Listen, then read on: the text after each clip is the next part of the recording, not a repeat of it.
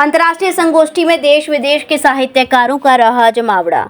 मर्यादा पुरुषोत्तम भगवान श्री राम के विविध रूप विषयक अंतर्राष्ट्रीय संगोष्ठी का आयोजन राज्योत्सव परिसर में किया गया, जिसमें मुख्य अतिथि कामतगिरी के संत मदन गोपाल दास महाराज, मॉरिशस के पूर्व मुख्य शिक्षा अधिकारी ज्ञान धनुक चंद्र, मॉरिशस की साहित्यकार डॉक्टर कल्पना लाल, मॉरिशस ब्रॉडकास्टिंग की प्रस्तुता अंजू धरभरन ने दीप प्रज्वलित कर कार्यक्रम की शुरुआत की। इस दौरान भारत से सांस्कृतिक कार्यक्रम में काजल मुले और अमर लखेरा की प्रस्तुति दी गई। इस दौरान देश से आए साहित्यकारों की आधा दर्जन पुस्तकों का विमोचन भी किया गया और उनको संस्था द्वारा लाइफ स्टाइल अचीवमेंट अवार्ड से सम्मानित किया गया। संत मदन गोपाल दास महाराज ने कहा कि चित्रकूट सनातन का केंद्र है। यहाँ पर बीते वर्ष वैश्विक सनातन अंतर्राष्ट्रीय सम्मेलन का बड़ा आयोजन सनातन शोध संस्थान के गोविंद त्रिपाठी जी द्वारा किया गया था। आज इस कार्यक्रम से फिर चेतना आई है। उन्होंने कहा कि जीवन का आधार राम है, क्योंकि हमारे यहाँ जंगलों में निवास करने वाले कोल आदिवासी राम के नाम से ही हर कार्यक्रम की शुरुआत करते हुए मंगलाचार्य व विवाह गीत गाते हुए आदर सत्कार करते चले आ रहे हैं। अयोध्या जैसी राजधानी को छोड़कर प्रभु श्री राम वनवासी राम कहलाए। उन्होंने भी उस समय भी पर्यावरण को बचाने के लिए सीता और लक्ष्मण को पेड़ लगाने के आदेश दिए थे। बहुत ही सफल रहा, विशेष करके हम मॉरिशसवासी बहुत ही प्रसन्न हैं। हजारों मील दूर है, फिर भी वहाँ पर हिंदी भाषा और राम कथा जीवित है, भारतीय संस्कृति जीवित है। लगभग 200 साल पहले जब दास्ता उन्मूलन हुआ तो भारत से बहुत मजदूर मॉरिशस गए। उन लोगों को प्रलोभन दिया गया कि पत्थर उलाने के बाद सोना मिलेगा, लेकिन जब वहाँ पर वे गए तो वे निराश थे।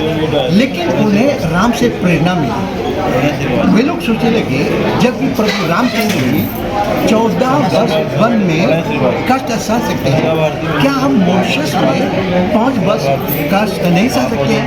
उन्हें रामायण से प्रेरणा मिली। वे लोग पथरीली जमीन को उपजाऊ बनाए और वहाँ पर चीनी का खेत खूब फैलने लगा। आज मॉरिशस हरा भरा था। ये सब प्रेरणा उन्हें रामचरितमानस से मिली।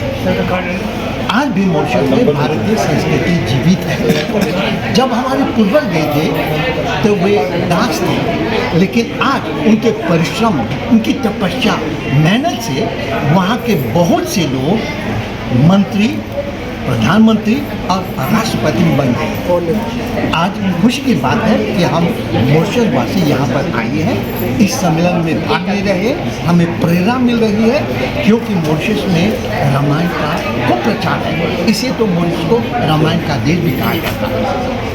जी सर, आपका परिचय?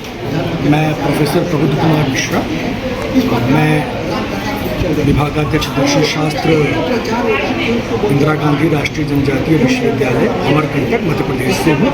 मैं वहाँ से कार्यक्रम समन्वयक के रूप में भी कार्यों को देखता हूँ। आज इस स्थल पर मैं अपने विश्वविद्यालय से कार्यक्रम समन्वयक के रूप में ही प्रतिनिधित्व कर रहा हूँ। जी, ये विश्वविद्यालय में आपके कौन कौन से छात्रों को एडमिशन होता है, क्या क्या कोर्स चलाए जा रहे हैं, क्या क्या सुविधाएं दी जा रही हैं जनजातियों को, अदर कार्ड्स के लिए क्या है व्यवस्था? आपका प्रश्न बहुत ही प्रासंगिक है कि इस विश्वविद्यालय का नाम इंदिरा गांधी राष्ट्रीय जनजातीय विश्वविद्यालय है और इसमें एक विशिष्ट पद जनजातीय लिखा हुआ है, जिससे कई बार यह एक अर्थ लिया जाता है कि यहाँ केवल जनजातीय बच्चे ही पढ़ते हैं, जबकि इसमें यह स्पष्टीकरण देना आवश्यक एवं अनिवार्य है कि यह क्षेत्र जनजातीय की जो जनजातीय क्षेत्र है उसमें छात्रों का विकास हो और एक केंद्रीय विश्वविद्यालय जहाँ पर राष्ट्रीय संस्था उनके बीच में आए, उनके पास में अंतर्राष्ट्रीय स्तर की चीज़ों को उनके दरवाजे पर दे। तो यह केवल जनजातीय छात्रों के लिए नहीं है, जनजातीय क्षेत्र के उत्थान के लिए यहाँ पर रखा गया। 2008 में इस विश्वविद्यालय का संसद से घोषणा हुई और 2010 से इसका निर्माण होना शुरू हुआ। हमारे वर्तमान कुलपति प्रोफेसर श्री प्रकाश मणि त्रिपाठी जी, जो साहित्य के विशिष्ट अनुरागी हैं और प्रभु राम पर उनकी पुस्तक भी है अपने अपने राम, और वह लगातार यह प्रयास करते हैं कि शिक्षा के साथ साथ जो एक सांस्कृतिक धरोहर है उसका भी उन्नयन अवश्य हो।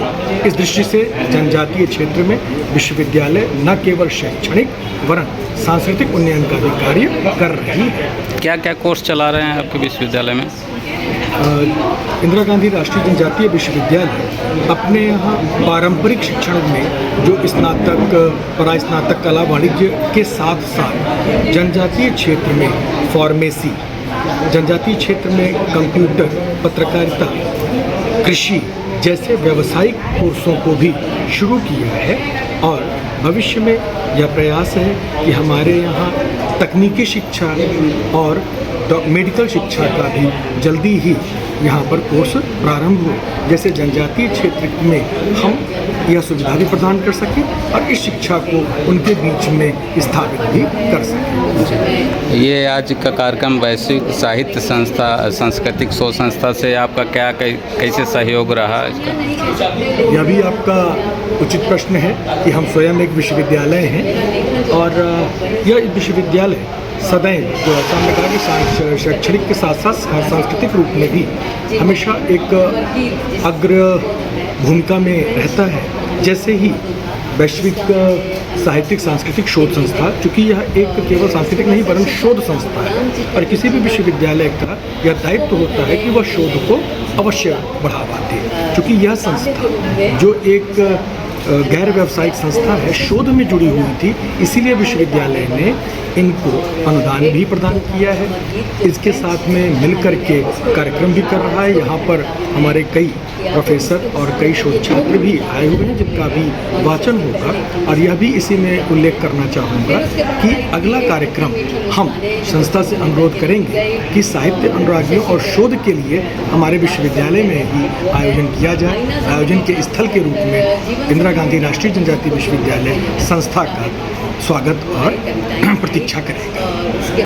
श्री राधिका स्वीट्स प्रस्तुत करते हैं अपने प्रतिष्ठित मिष्ठान के 5 अलग अलग प्रतिष्ठान, जिनमें मिलती है गुणवत्तापूर्ण शुद्ध देसी घी से निर्मित मिठाइयाँ और मिलता है शुद्धता का विश्वास। तो आइए राधिका स्वीट्स पर और लीजिए शुद्ध देसी घी से निर्मित मिठाइयाँ। हमारे प्रमुख प्रतिष्ठान है राधिका स्वीट्स, माँ वैष्णो देवी मंदिर के समीप छठी कला, राधिका स्वीट्स रेलवे पुल के पास कोसी कला, राधिका स्वीट्स मंडी समिति के सामने सौंख रोड मथुरा, राधिका स्वीट्स धौली प्याऊ मथुरा और राधिका स्वीट्स श्री कृष्ण जन्म स्थान के पास पोथरा कुंड मथुरा।